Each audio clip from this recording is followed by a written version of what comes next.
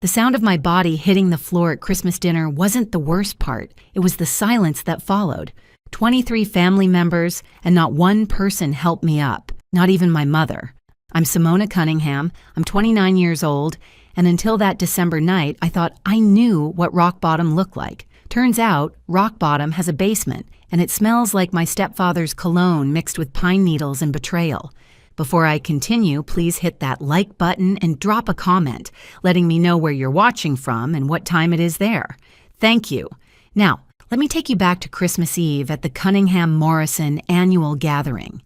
You know the type, matching sweaters that nobody actually wants to wear, enough food to feed a small army, and family drama simmering just below the surface like badly seasoned gravy. Frank had been my stepfather for 10 years, but that night he was in rare form. He'd been drinking his special vintage wine since noon, which I happen to know was just Trader Joe's finest poured into a fancy decanter. He kept making these little comments all evening about how I was sitting in premium real estate at the table, about how some people earn their place and others just inherit it. My cousin Jennifer kept shooting me looks that said, "What is his problem tonight?" Then, at exactly 7:47 p.m., I remember because I was staring at the grandfather clock to avoid eye contact, everything changed. The door burst open with that dramatic flair only Brittany could manage, my stepsister arriving 2 hours late, designer shopping bags in hand despite claiming bankruptcy last month. Frank's whole face lit up like she was the second coming. What happened next still plays in slow motion in my mind. Frank stood up, walked over to where I was sitting, the same seat I'd occupied for 29 years, the seat my late father used to call Simona's throne, and announced to everyone that his real daughter needed a proper place at the table. When I didn't move fast enough, he grabbed my chair while I was still in it and yanked. I tried to stand, got tangled in the tablecloth, and went down hard. My hip hit the hardwood floor, my dress ripped, and the cranberry sauce went flying. But the worst part? The silence. 23 people, including my own mother, just sat there like they were watching a dinner theater performance. My grandmother made this tiny gasp, the kind she usually reserves for when someone uses the wrong fork. Uncle Ted, bless his tacky heart, had his phone out and was recording everything, probably thinking it would be funny for his Facebook page. My mother's face had that frozen expression she'd perfected over the years, the one that said she saw nothing, heard nothing, and would say nothing. As I pulled myself up, cranberry sauce staining my grandmother's vintage dress, I heard Frank mutter something about how I should be grateful I was even invited. That's when I noticed it. His business phone, unlocked and face up on the kitchen counter. In my world of corporate compliance, we call that an opportunity. I left that night with my dignity in pieces, but something else intact. My father's old laptop hidden in my car, and photos of every single message on Frank's phone. He thought he'd pushed around a nobody. He was about to learn that sometimes the nobody knows everything. To understand why that push meant everything, you need to know what the previous 10 years looked like. Frank Morrison entered our lives like a knight in shining armor. If armor came from Men's Warehouse and knights drove leased BMWs they couldn't quite afford. My mother had been widowed for 2 years when Frank appeared at our church's Widows and Widowers group. Looking back, him being there was like a wolf attending a sheep support group. He zeroed in on my mother faster than Brittany goes through credit cards. The favoritism started small. Brittany got a car for her 18th birthday, a brand new Honda. When I turned 18, Frank got me a bus pass and a lecture about self-sufficiency. I actually laughed at the time, thinking he was building character. The joke was on me. College was where things got interesting.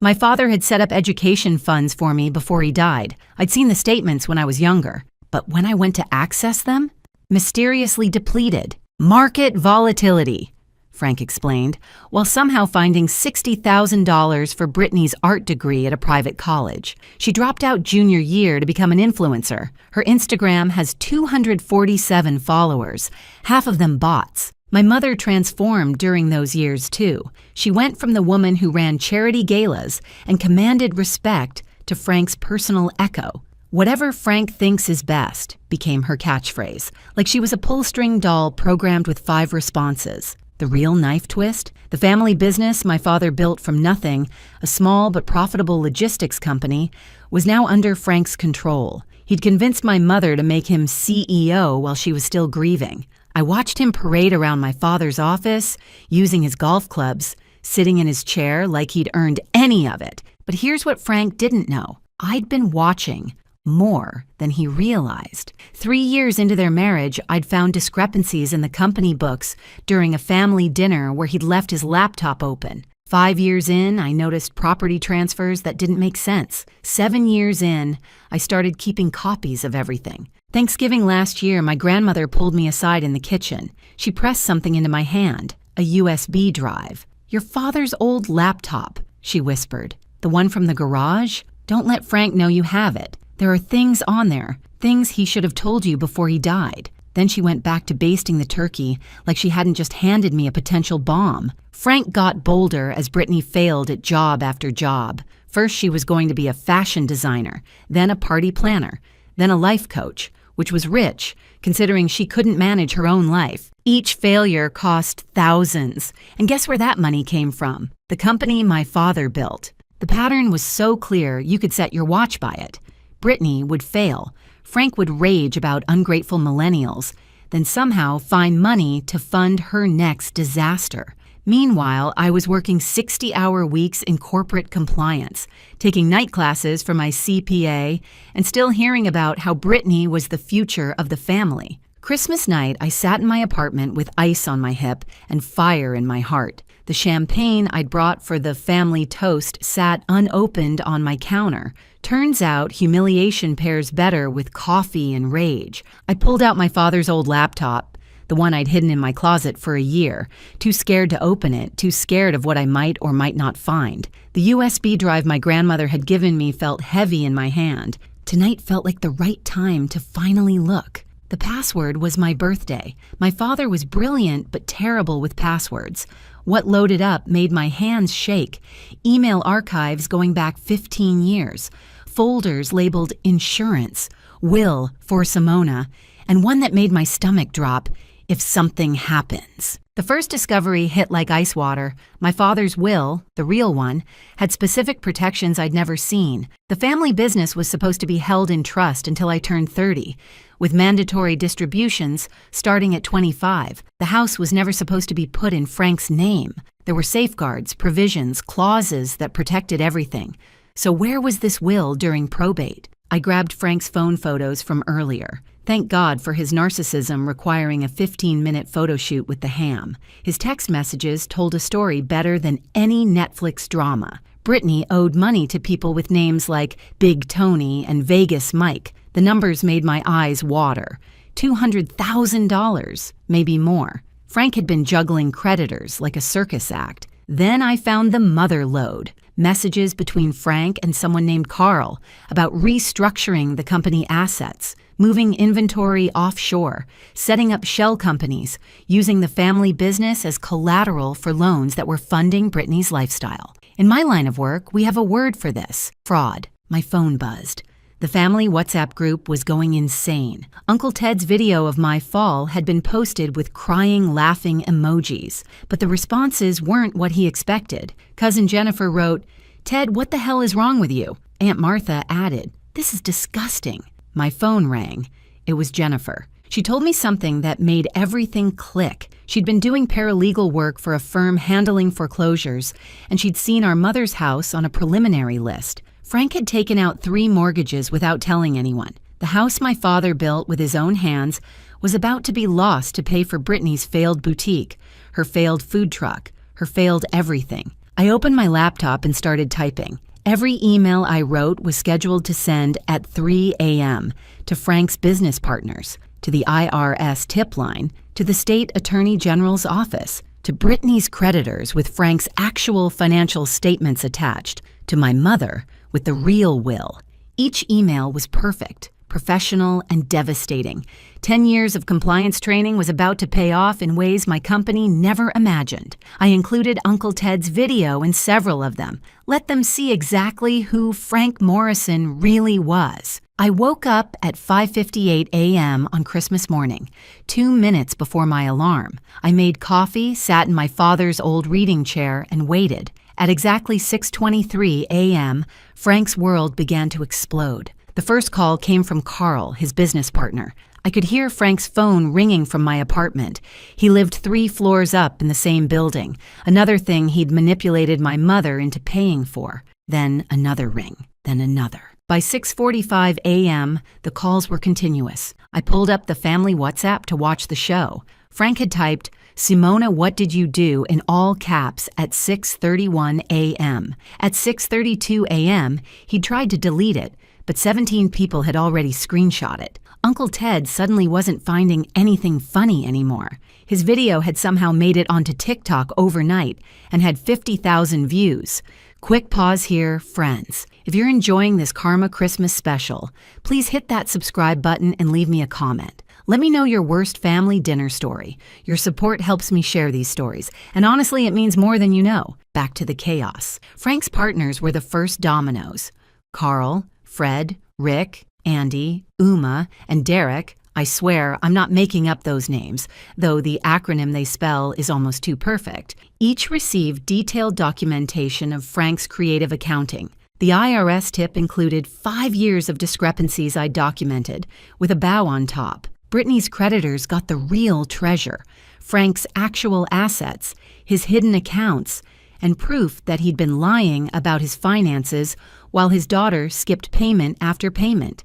Big Tony, it turns out, doesn't appreciate being played for a fool. My mother's email was different. I included the original will, the real one, plus documentation of every property transfer, every fund withdrawal, every single thing Frank had stolen while she grieved. I ended it with a simple question. Did you know or did you choose not to know? By 7 a.m., Frank was at my door, not pounding, not demanding, whimpering. Through the peephole, I could see him in his Christmas pajamas, phone in each hand, both ringing nonstop. He looked like he'd aged 10 years in 30 minutes. Then Brittany's voice echoed through the hallway. She was screaming about her credit cards being declined at Starbucks. On Christmas morning, she'd gone to Starbucks. The entitlement was almost impressive.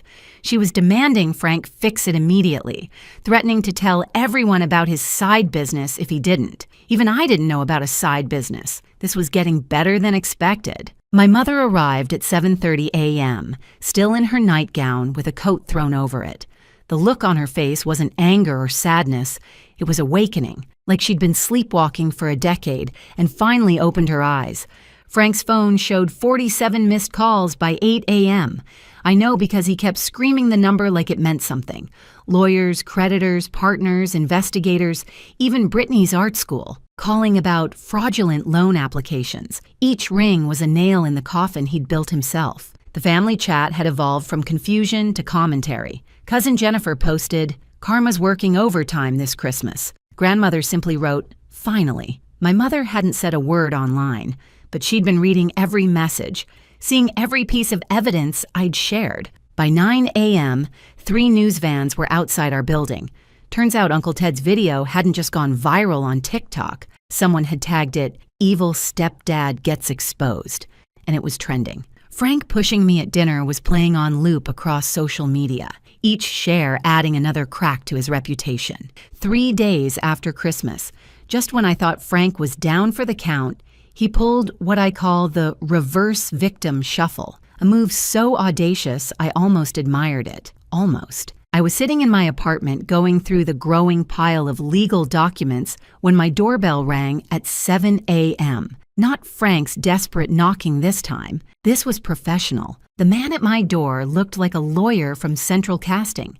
Silver hair, expensive suit, and a smile that probably cost more than my car. His name was Richard Steinberg, and he handed me papers with the kind of flourish usually reserved for magicians pulling rabbits from hats. Except this rabbit had teeth. Frank was suing me for $2 million for corporate espionage, defamation, and something called intentional infliction of emotional distress. That last one made me laugh out loud, which probably wasn't the reaction Richard expected. Turns out, Frank had called in a favor from his golf buddy. You know, the one who always cheated at the 9th hole. Richard Steinberg wasn't just any lawyer. He was the guy who'd gotten 3 CEOs off on technicalities. His retainer alone cost more than Frank had, but apparently he was working on contingency, betting on a big payout. The counterattack was actually clever. Frank claimed I'd used my position in corporate compliance to steal trade secrets, that I'd violated confidentiality agreements, and that my malicious prosecution had cost him millions in lost business. He'd even found 2 former co-workers of mine, Kelly and Marcus, both fired for expense fraud, who were willing to swear I'd bragged about taking down my stepfather. But the real shock came at noon. Brittany showed up at my door with a camera crew, not news media. She'd hired a documentary filmmaker, a guy named Chad with a YouTube channel, to film her story of being victimized by a jealous stepsister. She stood in my hallway, fake crying about how I'd always resented her success, how I'd fabricated evidence, how I was the real villain. The narrative was spreading. Frank had hired a PR firm. Well, actually, it was just some guy named Doug who ran a reputation management service from his mom's basement, but he was surprisingly effective. The hashtag falsely accused started trending. They'd edited Uncle Ted's video to make it look like I'd thrown myself down. The internet, it turns out, loves a conspiracy theory. By day 4, I was getting death threats from strangers who'd decided I was an evil stepdaughter trying to destroy a hardworking family man. My company put me on administrative leave pending investigation. My neighbor started a rumor that I was mentally unstable. Even some family members started questioning. Maybe Frank had a point? Maybe I'd gone too far? The worst moment came when my mother called, doubt creeping into her voice. "Simona," she said quietly, "Frank's lawyer showed me documents. They look real. Did you plant evidence?" The fact that she could even ask that question after everything felt like being pushed all over again. Frank went on local morning television, the kind of show that usually covers lost dogs and bake sales. He wore his best suit and what I call his wounded deer expression. He talked about raising me like his own daughter, about the pain of being betrayed, about just wanting our family back together. The host, who'd clearly never fact-checked anything in her life, nodded sympathetically. Meanwhile, Richard Steinberg was good, really good. He'd found a technicality in how I'd accessed Frank's phone. Apparently, looking at an unlocked phone could be considered unauthorized access to electronic devices. He'd turned my documentation into evidence of an obsessive vendetta. He'd even suggested I'd manipulated my elderly grandmother into participating in my scheme. The hearing was set for December 30th. The judge, Harold Feinstein, was known for favoring dramatic reversals. Frank's team had momentum, media sympathy, and a narrative that was starting to stick. That night, I sat with my father's laptop, wondering if I'd played my cards too early, if Frank was about to flip the entire table. December 29th, the day before the hearing, everything changed again. But this time, Frank's carefully constructed counter-narrative collapsed like a house of cards in a hurricane. It started with Doug, the reputation management expert. Turns out, running a PR campaign from your mom's basement has limitations. Specifically, your mom. Doug's mother, Barbara, recognized Frank from her book club. Not her current book club, the one from 15 years ago in Phoenix, where Frank had gone by the name Francis Morrison Walsh and had scammed 6 widows out of their savings before disappearing. Barbara didn't just call the police.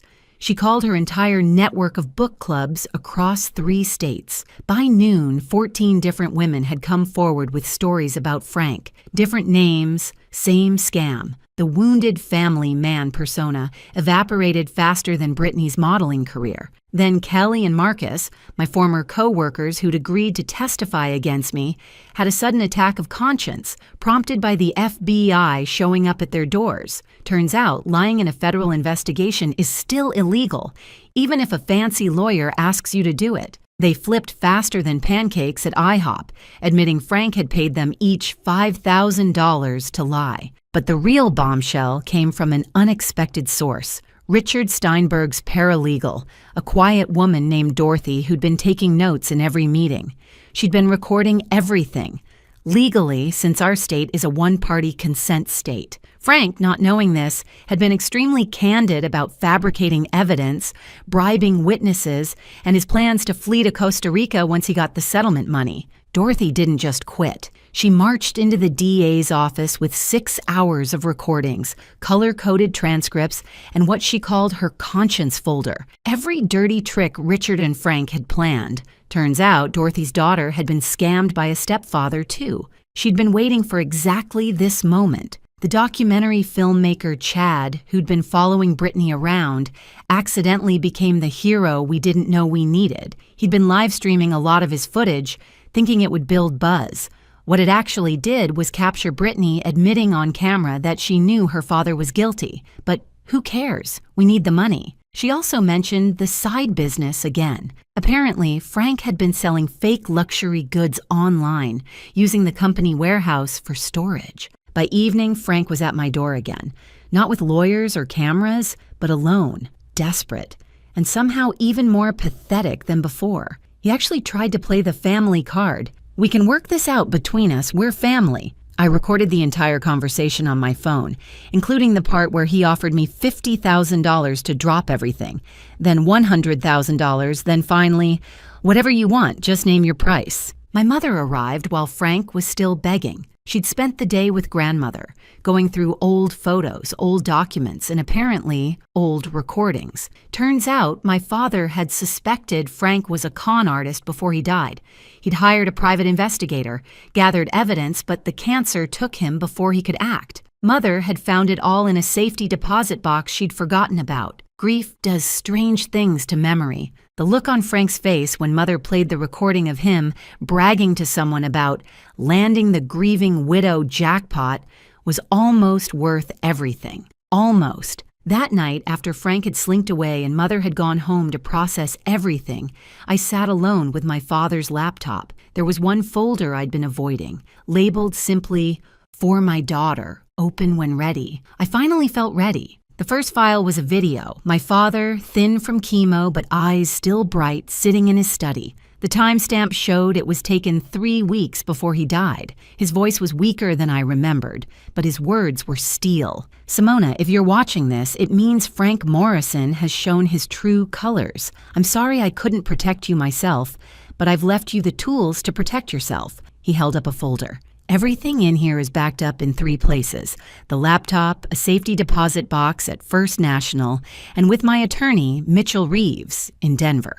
What followed was 20 minutes of my father methodically laying out Frank's history. His real name was Franklin Morris Worthington. He'd been running the same con for 20 years across 7 states. My father had tracked down 11 victims, recorded their stories, gathered police reports. Frank wasn't just a con man. He was a serial predator who specialized in widows with children. But then my father revealed something that made me gasp. I didn't confront him because I needed him to think he'd won.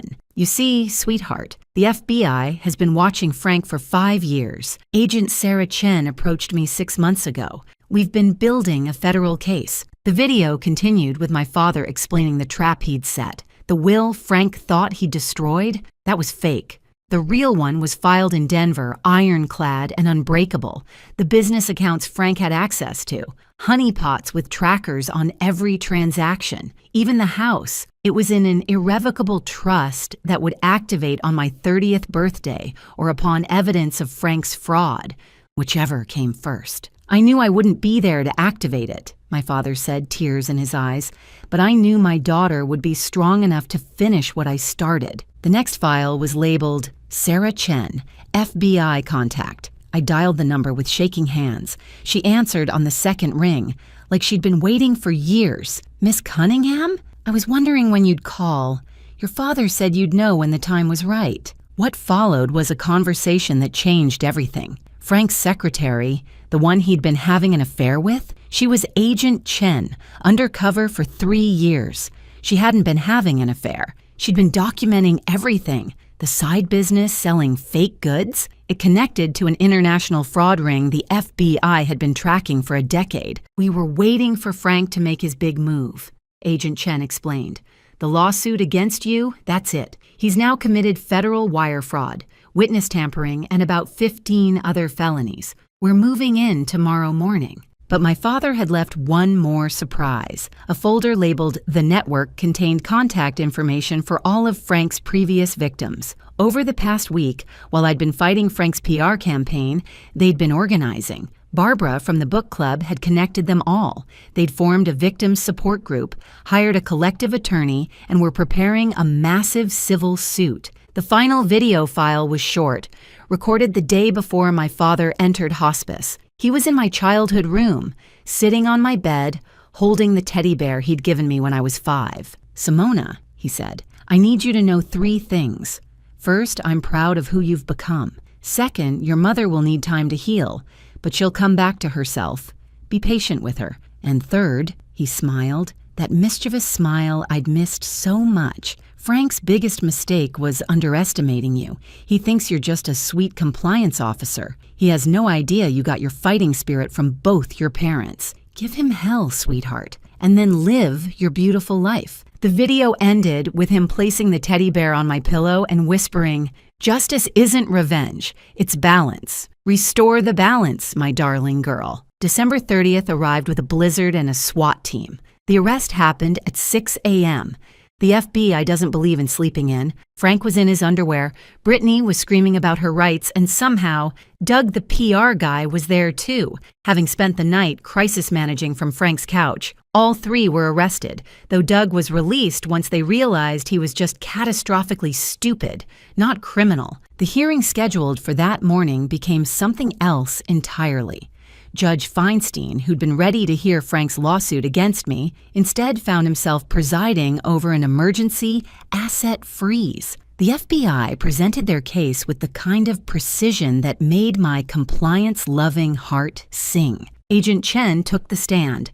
3 years of undercover work distilled into 2 hours of devastating testimony. She documented everything: the embezzlement, the fraud, the money laundering, even Frank's plans to murder my father by switching his medications, a plan he'd abandoned only because my father was already dying. Richard Steinberg tried to withdraw from the case so fast he actually tripped over his briefcase, but the judge wasn't done with him. Turns out Dorothy the paralegal had recorded Richard knowingly suborning perjury. His law license was suspended before lunch. The victims' network appeared like an avenging army of pearls and sensible shoes. 14 women, all over 60, all telling the same story with different names and dates. Frank had stolen over $3 million over 20 years. The civil suits alone would destroy him, but the criminal charges were what really mattered. The IRS agent who testified actually smiled while reading the charges: tax evasion, tax fraud, filing false returns. The list went on for 20 minutes. Frank owed $1.4 million in back taxes, but with penalties and interest, it was closer to $3 million. They'd frozen everything, even the quarters in his car's cup holder. My mother took the stand to validate the trust documents. She was composed, clear, and when asked about Frank's character, she simply said, "I was grieving. He was hunting." The entire courtroom went silent. But the moment that broke Frank completely was when Brittany took the stand for the prosecution. Faced with her own charges, she'd flipped faster than her failed businesses. She detailed every scam, every lie, every crime she'd witnessed. She even produced recordings she'd made of Frank, insurance for when he inevitably turned on her. The scorpion had stung itself. The federal prosecutor, a woman named Jessica Torres, who looked like she ate defense attorneys for breakfast, laid out the full scope. This wasn't just fraud, it was racketeering. Frank hadn't acted alone. He was part of a network that targeted widows across the country. The fake luxury goods were funding terrorism. The money laundering went through 6 countries. Frank wasn't just facing jail time, he was facing the kind of jail time usually reserved for mob bosses. By the end of the day, Frank had been denied bail as a flight risk. His passport had already been flagged when he'd tried to book a ticket to Costa Rica that morning. Every asset was frozen, every avenue of escape blocked. The man who'd pushed me down was now falling, and unlike me, no one was going to help him up. New Year's Eve arrived with champagne and vindication. The family gathering was at grandmother's house this time. She'd declared the old venue tainted by Frank's presence, and nobody argued with grandmother when she used that tone. The atmosphere was surreal. The same people who'd watched in silence as Frank pushed me were now treating me like a hero. Uncle Ted had become my biggest supporter, mainly because his video had been optioned for a true crime documentary and he was getting paid. He donated half to charity, keeping the rest for what he called his apology fund, taking me to very expensive dinners to make up for being an idiot. Jennifer had proven herself a true cousin through everything. She'd spent the week helping other victims file paperwork, working pro bono because, as she said, watching Frank get destroyed is payment enough. She'd even started dating Agent Chen's partner, a very nice FBI accountant named David who loved spreadsheets as much as she loved justice. My mother arrived early to help set up. She'd been in therapy since December 27th, an intensive program for victims of long-term manipulation. She looked different, not just happier, but present in a way she hadn't been for a decade. She'd started wearing red again, my father's favorite color on her. "I need to apologize properly," she said, not to the room, but directly to me, not for being fooled. Grief makes fools of us all, but for choosing comfort over courage, for letting him dim your light to avoid seeing my own darkness. You deserved a mother who fought for you. Instead, you had to fight for both of us. The room went silent, but it was a different silence than Christmas Eve. This was respect, acknowledgement, the kind of moment that heals things. Grandmother stood up, raising her champagne glass. "This family failed Simona once. We will not fail her again, and we will not forget that justice came not from us, but despite us. May we earn the forgiveness she's showing us by being here tonight." At exactly midnight, as the ball dropped on TV, my phone received a notification. The trust had activated. The family business was officially mine. The house was in my name. Every protection my father had put in place had triggered. It was January 1st. New year, new life, new beginning. Frank, meanwhile, was spending his New Year's Eve in federal detention. Brittany had been released on bail but was under house arrest at a halfway house, her Instagram dreams replaced by court-mandated community service. She'd gotten a job at McDonald's. The uniform did not photograph well. Someone had sent me a photo from the detention center's New Year's celebration. Apparently, they'd had sparkling apple cider and stale cookies. Frank was sitting alone in a corner, wearing orange instead of Armani. The man who'd needed to be the center of attention was now just inmate number 4847329. The best part? The documentary producers wanted to interview me.